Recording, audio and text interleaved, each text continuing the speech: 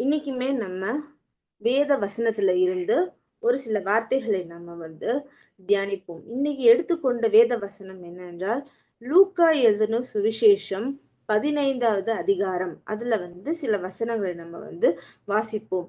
லூக்கா எழுதின சுவிசேஷம் 15வது அதிகாரம் 7வது இல்ல 7வது இல்ல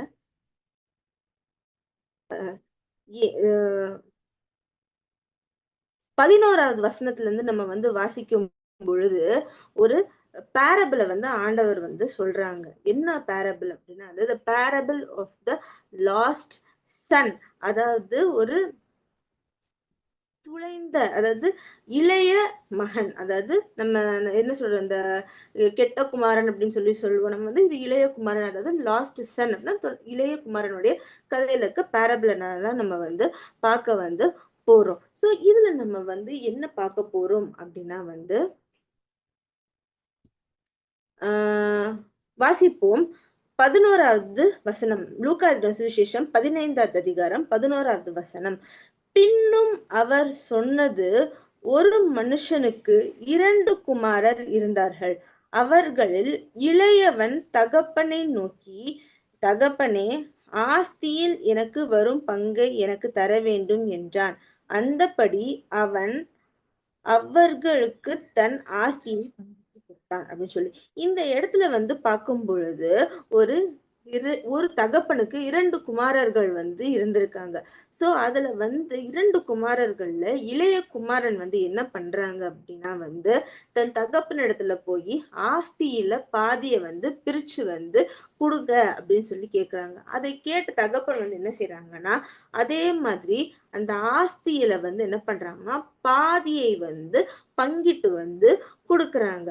அப்போ என்ன ஆகுது அப்படின்னு சொல்லி பார்க்கும் பொழுது, அந்த இளைய குமாரன் என்ன பண்றாங்க அப்படின்னா சில நாளைக்கு பின்பு இளைய மகன் எல்லாவற்றையும் சேர்த்து கொண்டு தூர தேசத்துக்கு புறப்பட்டு போய் அங்கே துன்மார்க்கமாய் ஜீவனம் பண்ணி தன் ஆஸ்தியை அழித்து போட்டான் அப்படின்னு சொல்லி நம்ம பார்க்கிறோம். சோ இதுல ஒரு முக்கியமான ஒரு விஷயம் என்னன்னா, ஆஸ்தியை பங்கிட்டு கொடுத்ததுக்கு பிறகு இளையகுமாரன் என்ன தெரியுமா பண்றாப்ல, எல்லா சொத்து எல்லா ஆஸ்திகளையும் அவனுக்கு சொந்தமான எல்லாவற்றையும் என்ன பண்றாப்லன்னா சேர்த்து கொண்டு என்ன பண்றான்னா தூர தேசத்துக்கு என்ன பண்ணிடுறாப்லன்னா புறப்பட்டு போறான். அதாவது தகப்பன் தேசம் ஒரு தேசம், ஆனா இளையகுமார் என்ன பண்றாப்லன்னா தன் தகப்பனை விட்டு ஒரு தூர தேசத்துக்கு என்ன பண்றான்னா கடந்து போறாப்ல. போனதுக்கு அப்புறம் என்ன பண்றான்னா தன்னுடைய அவன் துன்மார்க்கமாய் ஜீவனம் பண்றாப்லையா. துன்மார்க்காய் ஜீவனம் பண்ணி தன் ஆஸ்தியை அழித்து போட்டான். அதாவது தன் தகப்பன் தனக்கு கொடுத்த ஆஸ்தியை என்ன பண்றான்னா அதை அழித்து போட்டுடுறான். அப்ப என்ன ஆகுது அப்படின்னு சொல்லி பார்க்கும்போது, இந்த இடத்துல என்னன்னா ஒரு முக்கியமான ஒரு விஷயத்த பார்க்க முடியும்.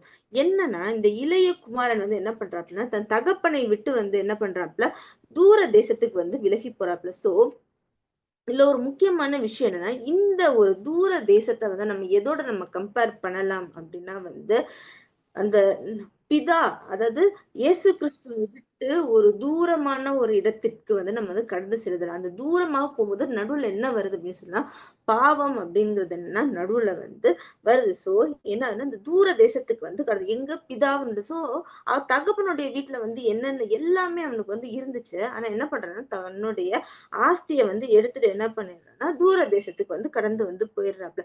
ஆனா தூர தேசத்துக்கு கடந்து போகும்போது என்ன பண்றான்னா அங்கே துன்மார்க்கமாய் ஜீவனம் பண்றாப்ல.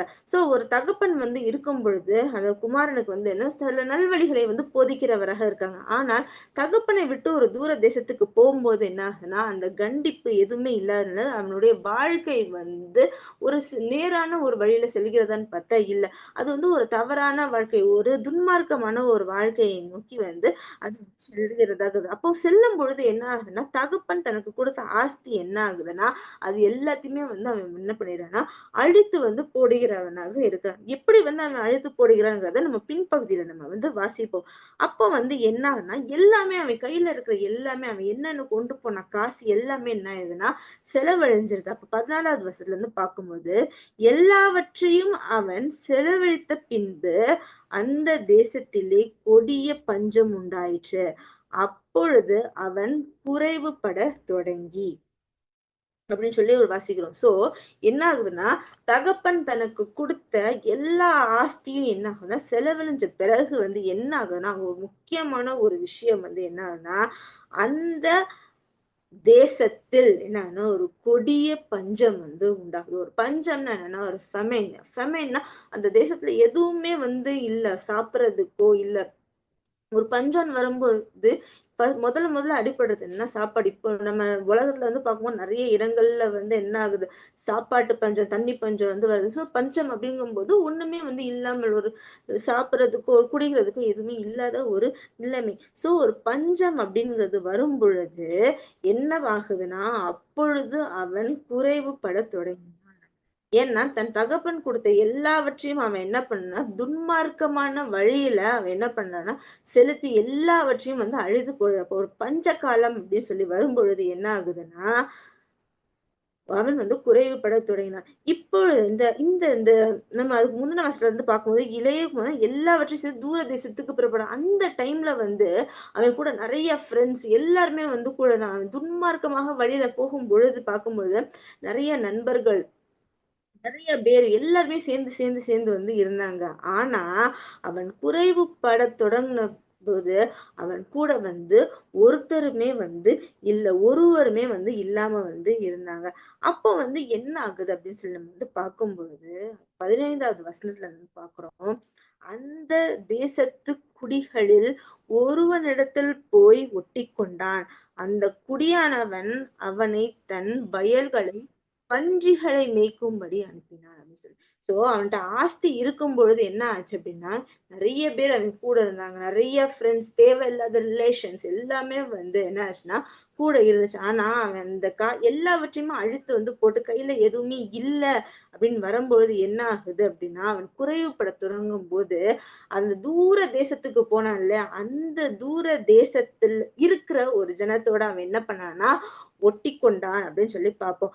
அந்த மனிதன் வந்து என்ன பண்றாப்டன்னா தன் வயல்களில் வந்து என்ன பண்ணா பன்றியை மேற்கும்படி அனுப்பினான் அப்படின்னு சொல்லி வந்து பார்க்கிறோம். சோ எவ்வளவோ ஆஸ்திகள் இருந்துச்சு. ஆனா இப்போ அவனோட நிலைமை என்ன பன்றி மேய்க்கிற ஒரு நிலைமையாக வந்து இருக்குது. அந்த டைம்ல வந்து அவன் கூட வந்து யாருமே வந்து இல்லாத ஒரு சிச்சுவேஷன் ஒரு தனிமையான ஒரு சிச்சுவேஷன். அப்ப என்ன ஆகுதுன்னு சொல்லி பார்க்கும் பொழுது அப்பொழுது பன்றிகள் தின்கிற தவிட்டினாலே தன் வயிற்றை நிரப்ப அசையா இருந்தான். ஒருவனும் அதை அவனுக்கு கொடுக்கவில்லை அப்படின்னு சொல்லி பார்ப்போம். அப்போ அவனுக்கு அந்த பசியோட நிலைமையில என்ன ஆகுதுன்னு பார்த்தா பன்றிகள் தின்கிற தவிட்டினாலே தன் வயிற்றை வந்து நிரப்ப ஆசையாயிருந்தான். சோ அவன் வந்து அந்த பன்றி சாப்பிடுற சாப்பாடையாச்சும் நான் சாப்பிட்டு என்னோட வயிறை வந்து நிரப்பணும் அப்படின்னு சொல்லி அவன் ஆசையா இருந்தான். ஆனா அத கூட கொடுக்கறதுக்கு அங்க யாரும் வந்து மனதாய் வந்து இல்லை அப்படின்னு சொல்லி வந்து பாக்குறோம். சோ இங்க வந்து ஒரு 2 சிச்சுவேஷனை நம்ம வந்து பாக்குறோம். அப்போ வந்து அவன் என்ன ஆகுதுன்னா அவனுக்கு புத்தி தெளிந்த போது அவன் என் தகப்பனுடைய கூலிக்காரர் எத்தனையோ பேருக்கு பூர்த்தியான சாப்பாடு இருக்கிறது.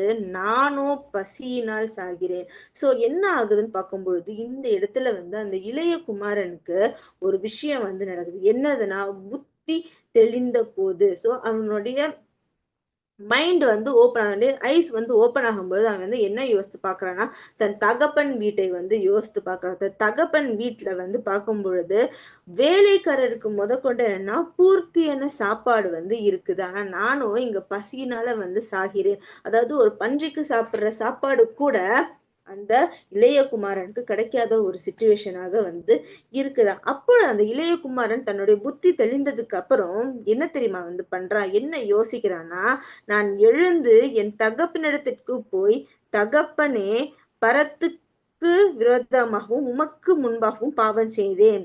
இனிமேல் உம்முடைய குமாரன் என்று சொல்லப்படுவதற்கு நான் பாத்திரன் அல்ல. உம்முடைய கூலிக்காரரில் ஒருவனாக என்னை வைத்துக் கொள்ளும் என்பேன் என்று சொல்லி எழுந்து புறப்பட்டு தன் தகப்பனிடத்தில் வந்தான். சோ இந்த இடத்துல பார்க்கும் பொழுது அந்த இளையகுமாரனுடைய புத்தி வந்து தெளிந்த பொழுது என்ன பண்றான்னா, நான் எழுந்து என் தகப்பன் வீட்டிற்கு நான் வந்து போறேன். தகப்பன்கிட்ட போய் என்ன வந்து பண்றான்னா, நான் வந்து மன்னிப்பு வந்து கேட்டு என்ன பண்ணா, பரத்துக்கு விரோதமும் உமக்கு விரோதமாகவும் நான் என்ன பண்ணிட்டேன், பாவம் வந்து செஞ்சுட்டேன். ஆனா செஞ்சுட்டேன். இனிமேல் நான் வந்து உங்க குமாரன்னு சொல்லி சொல்றதை காட்டிலும் நான் வந்து ஒரு வேலைக்காரனா, நான் வந்து ஒரு கூலி ஆளா வந்து என்னை வந்து வைத்துக் கொள்ளுங்க அப்படின்னு சொல்லி என்ன பண்றான்னா, இந்த இளையகுமாரன் வந்து போய் சொல்ல வேண்டும் அப்படிங்கிற ஒரு யோசனையோட என்ன பண்றான்னா, அந்த தூர தேசத்துல இருந்து என்ன பண்றான் அப்படின்னா, அவன் கிளம்பி தன்னுடைய தகப்பன் வீட்டிற்கு நேராக வருகிறான். சோ இந்த இடத்துல நம்ம வந்து பார்க்கும் பொழுது இந்த எளிய குமாரனை வந்து யாரோட நம்ம வந்து கம்பேர் பண்ணலாம்னா, சில சமயம் நம்மளோட நம்ம வந்து கம்பேர் வந்து பண்ணலாம். இப்ப நம்மளுடைய தகப்பன் வீடு, நம்ம தகப்பன்னா நம்மள ஆண்டவராகிய இயேசு கிறிஸ்துவோட இருக்கும் பொழுது நம்மளுக்கு சகல விதமான காரியங்களையும் நம்மளுடைய தகப்பனாகிய ஆண்டவராகிய இயேசு கிறிஸ்து நமக்கு வந்து பண்றவங்க இருக்காங்க. ஆனா நம்ம என்ன பண்ணுவோம்னா, நான் தூர தேசத்துக்கு ஆண்டவரை விட்டு போகணும் அப்படிங்கிற ஒரு மனப்பான்மை வந்து வரும்பொழுது என்ன ஆகுது அப்படின்னா, நம்ம என்ன பண்றோம்னா தூர தேசத்துக்கு வந்து நம்ம வந்து என்ன பண்றோம்னா கடந்து செல்கிறவர்களாக வந்து இருக்கோம். எது ஆண்டவரை விட்டு, ஆண்டவர் நம்மளுக்கு கொடுக்குற ஆசீர்வாதங்கள் எல்லாத்தையுமே விட்டு என்ன பண்றோம்னா தூர தேசத்துக்கு வந்து கடந்து செல்லும். தூர தேசத்துக்கு வந்து கடந்து வந்து செல்லும் பொழுது என்ன ஆகுதுன்னா, அது வந்து ஒரு பாவமான ஒரு இடத்துக்கு வந்து நம்ம வந்து கடந்து செல்கிறவர்களாக வந்து இருக்கிற ஒரு சிச்சுவேஷன் வந்து வருது. நம்ம வந்து நினைக்கலாம் இது தவறு இல்லையே, இது வந்து சரிதானே அப்படின்னு சொல்ற ஒரு சிச்சுவேஷன்ல நம்ம வந்து கடந்து செல்கிறோம். அப்போ வந்து நான் ஒரு இது வந்து சொல்லுவாங்க, கூட இருக்கும்போது அதோட அருமை வந்து தெரியாது, இல்லாத போது தான் அதோட அருமை தெரியும் அப்படின்னு சொல்லிட்டு. சோ நம்ம வந்து ஆண்டவர் வந்து நமக்கு எல்லாமே வந்து எல்லா சகல விதமான எல்லா காரியங்களையும் நமக்காக வந்து செய்கிறாங்க. ஆனா நம்ம என்ன பண்றோம்னா அதை விட்டுட்டு வந்து தூர தேசத்துக்கு வந்து கடந்து செல்கிறவர்களாக வந்து இருக்கும். நிறைய சிச்சுவேஷன்ல நம்ம வந்து ஆண்டவரை மறந்து, ஆண்டவரை விட்டு, ஆண்டவருக்கு புறம்பாக நிறைய காரியங்களை வந்து செய்யறதாகும். இதே மாதிரிதான் இந்த இளையகுமாரன் வந்து என்ன பண்றாங்கன்னா, தூர தேசத்துக்கு வந்து கடந்து வந்து போய் எல்லாத்தையுமே கடைசியில வந்து என்னன்னா, எல்லாமே இழந்தவனாய் வந்து காணப்படுறாப்ல. ஆனால் அந்த இழந்தவனாக காணப்பட்டாலும் ஒரு சமயத்துல என்ன ஆகுதுன்னா, தன்னுடைய புத்தி வந்து தெளியும் பொழுது அந்த இளையகுமாரன் என்ன பண்றாங்கன்னா, தன்னோட தகப்பன் வீட்டுக்கு தன் தகப்பனோடு சேர வேண்டும் அப்படிங்கிற ஒரு எண்ணம், ஒரு மனநிலை வந்து அந்த இளையகுமாரனுக்கு வந்து வருது. வந்த உடனே என்ன பண்றான்னா, தன் கிளம்பி வந்து வராப்ல. சோ இந்த சிச்சுவேஷன் வந்து வரும்பொழுது யோசித்து பார்ப்போம். அந்த இளையகுமாரனுடைய அப்பியரன்ஸ் வந்து எப்படி இருந்திருக்கும் அப்படின்னு சொல்லி நம்ம கொஞ்சம் யோசித்து பார்ப்போம். ட்ரெஸ் வந்து ஒழுங்கா இருந்திருக்காது. கிழிஞ்சு இருந்திருக்கும், அழுக்கா இருந்திருக்கும், கந்தலான ஒரு உடையா வந்து இருந்திருக்கும். அது மட்டும் இல்ல, தூர தேசத்துக்கு போகும்போது கிட்ட உள்ள தேசமும் கிடையாது. ரொம்ப தூரத்துக்கு போயிருப்போம். சோ எத்தனை நாள் டிராவல் பண்ணியிருப்பான்னு நமக்கு வந்து தெரியாது.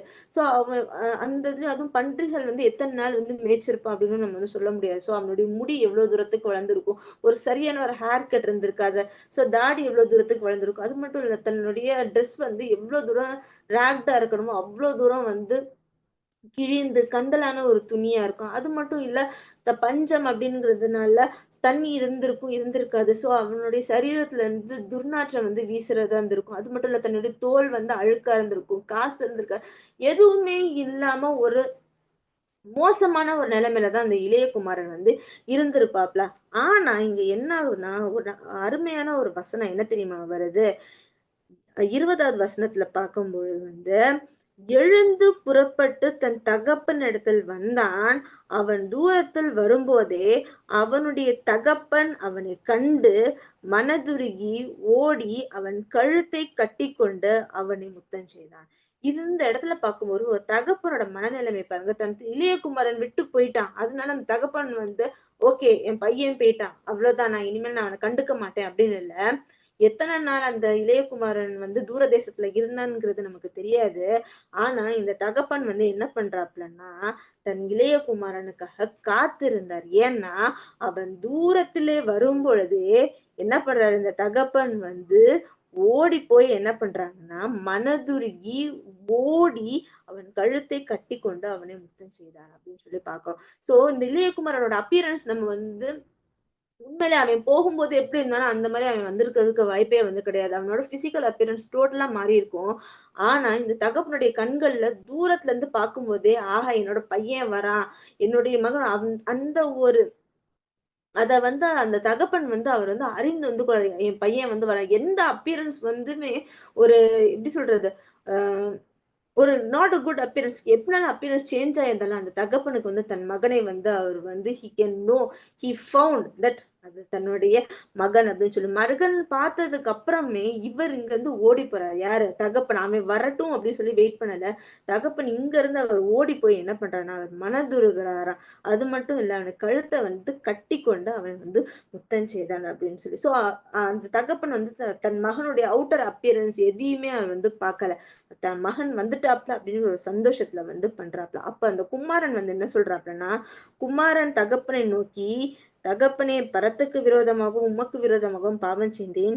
இனிமேல் உம்முடைய குமாரன் என்று சொல்லப்படுவதற்கு நான் பாத்திரன் அல்ல என்று சொன்னார். சோ இந்த இது வந்து என்னன்னா, ஹி இஸ் ரிப்பன்டிங். அவன் வந்து என்ன, மனம் திரும்புறான். மனம் திரும்பி என்ன, ஒரு தன்னுடைய தகப்பன்ட்ட வந்து மன்னிப்பு வந்து கோர்றாப்ல. நான் இனிமேல் உங்க பையனா இருக்க கூட எனக்கு வந்து தகுதி இல்லாத ஒரு நிலைமையில நான் வந்து இருக்கிறேன். ஏன்னா நான் பரத்துக்கு விரோதமாகவும் உனக்கு விரோதமாகவும் பாவம் செஞ்சுட்டேன் அப்படின்னு சொல்லி வந்து சொல்றான். ஆனா அப்பொழுது அந்த தகப்பன் வந்து என்ன தெரியுமா பண்றாப்ல, தன் ஊழியக்காரரை வந்து நோக்கி, நீங்கள் உயர்ந்த வஸ்திரத்தை கொண்டு வந்து இவனுக்கு உடுத்தி, இவன் கைக்கு மோதிரத்தையும் காலுக்கு பாதரட்சையும் போடுங்கள். கொழுத்த கன்றை கொண்டு வந்து அடியுங்கள். நாம் புசித்து சந்தோஷமாய் இருப்போம். என் குமாரனாகிய இவன் மரித்தான், திரும்பவும் உயிர்த்தான், காணாமற் போனான், திரும்பவும் காணப்பட்டான் என்றார். அப்படியே அவர்கள் சந்தோஷப்பட்ட தொடங்கினார்கள் அப்படின்னு சொல்லி நம்ம வந்து பார்க்கிறோம். சோ இந்த இடத்துல என்ன நடக்குதுன்னா, அந்த தகப்பன் வந்து என்ன பண்றாங்கன்னா, அந்த இளைய குமாரன்ட்ட இருக்கிற தன் கந்தலான அந்த அழுக்கான வஸ்திரங்கள் எல்லாத்தையுமே வந்து நீக்கி ஒரு உயர்ந்த வஸ்திரத்தை வந்து உடுத்துவிக்கிறார். அது மட்டும் இல்ல, காலுக்கு வந்து பாதரட்சை, மோதிரம் எல்லாமே போட்டு என்ன பண்றாங்க அப்படின்னா, அந்த இளைய குமாரன் வந்து முழுவதுமாக வந்து ஒரு சேஞ்ச் வந்து வந்து பண்றாப்ல. ஆனா என்ன நடக்குதுன்னா, இளையகுமாரன் தகப்பனை விட்டு தூர தேசத்துக்கு போறாப்ல. ஆனா திரும்பி வரும்பொழுது, மனம் திரும்பி வரும்பொழுது, தகப்பன் வந்து என்ன பண்றாங்க அப்படின்னா, எல்லாத்தையுமே வந்து மறுபடியும் ஒரு புதிதாக வந்து மாத்துறாங்க. சோ இதேதான் வந்து நம்மளுடைய வாழ்க்கையிலுமே நம்ம வந்து பார்க்கும்பொழுது என்ன ஆகும்னா, ஒருவேளை நம்ம வந்து பாவத்துல வந்து ரொம்ப தூரம் வந்து நம்ம வந்து போயிருக்கலாம். சோ போயிருக்கும் பொழுது நம்ம அந்த சிச்சுவேஷன் நம்ம வந்து வெளியவே வர முடியாத ஒரு சிச்சுவேஷனாக இருக்கலாம். ஆனா நம்ம வந்து என்ன பண்ணுகிறான், இந்த இளைய குமாரன் எப்படி வந்து தன்னுடைய புத்தி தெளிந்து தன் பிதாவினிடத்திற்கு, தன் தகப்பனிடத்திற்கு வரணுமோ, அதே மாதிரி நம்ம என்ன பண்ணணும்னா, சில தவறுகள் நமக்கே தெரியாம வந்து இருக்கலாம். அந்த தவறுகள்ல இருந்து நம்ம என்ன பண்ணுகிறோம், வெளியே வந்து வருகிறவர்களாக இருக்கணும். அது மட்டும் இல்ல, ஒரு மனம் திரும்புதல் நம்மளுடைய வாழ்க்கையில வந்து இருக்கணும். அப்படி நம்ம மனம் திரும்பி வரும்பொழுது என்ன ஆகும் அப்படின்னு சொல்லி பார்த்தா, நம்மளுடைய ஆண்டவராகிய இயேசு கிறிஸ்து, என்னுடைய மகள் வந்து வரமாட்டாப்ல அப்படின்னு சொல்லி என்ன பண்ணான்னா, அவர் வந்து காத்துக்கொண்டே வந்து இருக்கிறவராக வந்து இருக்கு. சோ காத்துக்கொண்டே வந்து இருக்கும் பொழுது என்ன ஆகுதுன்னா, நம்ம திரும்பி வந்து வரும்பொழுது ஆண்டவர் வந்து நம்மள வந்து மனப்பூர்வமாக என்னன்னா ஏற்றுக்கொள்கிறவராக இருக்காங்க. அது மட்டும் இல்ல, ஒரு பாவம் அப்படின்னு சொல்லி செய்யும் பொழுது அது வந்து என்ன ஆகுன்னா, அந்த டைம் வந்து ஒரு பிளஷரபிளா வந்து இருக்கும். ஒரு என்ஜாயபிளா வந்து இருக்கும். ஆனா கடைசியில வந்து வரும்பொழுது அது வந்து மோசமான ஒரு நிலைமையில வந்து அது வந்து கொண்டு போய் வந்து விடும். அது வந்து நம்ம வந்து ப்ராவர்ப்ஸ்ல நம்ம வந்து அந்த வசனத்தை வந்து நம்ம வந்து வாசிக்கலாம். நீதிமொழிகள் 5வது அதிகாரம் 4வது வசனம், 5வது வசனம்.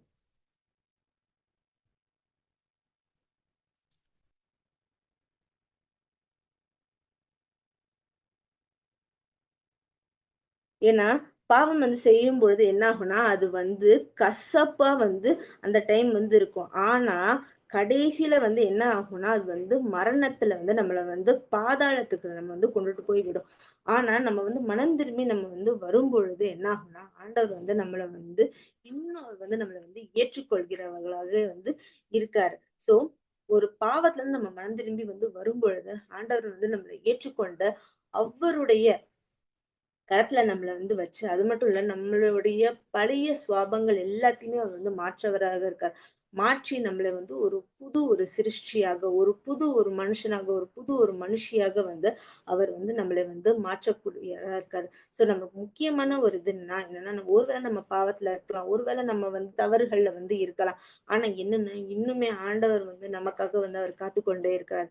இன்னைக்கு என் பையன் வரமாட்டானா? இன்னைக்கு என்னுடைய மகள் வரமாட்டாப்லயா? சோ இது நம்மளுக்கு ஒரு கடைசி ஒரு வார்னிங்கா கூட இருக்கலாம். என் மகனே என்னிடம் மனம் திரும்பி நீ வா அப்படின்னு சொல்லி ஆண்டவர் கடைசி ஒரு வார்னிங்கா கூட இருக்கலாம். பெற்றவங்களுக்கு தெரியாது நம்ம எந்த ஒரு சிச்சுவேஷன்ல இருக்கோம்னு சொல்லி. ஆனா நமக்கு தெரியும். நம்மளுடைய இன்னர் செல்ஃப்க்கு தெரியும். நான் இந்த ஒரு இதுல இருக்கேன். இந்த ஒரு பாதையில இருக்கேன் அப்படின்னு சொல்லி தெரியும். சோ இன்னைக்கு நம்ம என்னன்னா, இந்த இளையகுமாரன் எப்படி தன்னுடைய பாதை, அதாவது துன்மார்க்கமாய் சென்ற பாதையில இருந்து வந்து மனம் திரும்பி ஆண்டவர்கிட்ட வராப்லயோ, அதே மாதிரி ஒருவேளை நம்ம இன்னைக்கு ஏதாவது ஒரு தவறுகள்ல இருந்தாலும், இன்னைக்கு நம்ம இந்த இளையகுமாரன் எப்படி தன் தகப்பனிடத்திற்கு வந்த மாதிரி, நாமும் இன்னைக்கு நம்முடைய தகப்பனாகிய இயேசு கிறிஸ்துவினிடம் திரும்பும் பொழுது, அவர் நம்மளுடைய பாவங்கள் எல்லாத்தையுமே மன்னித்து, நம்மளை அவர் சேர்த்துக் கொள்கிறவராக இருப்பார். கர்த்தர் தாமே இந்த வார்த்தைகளை ஆசீர்வதிப்பார்.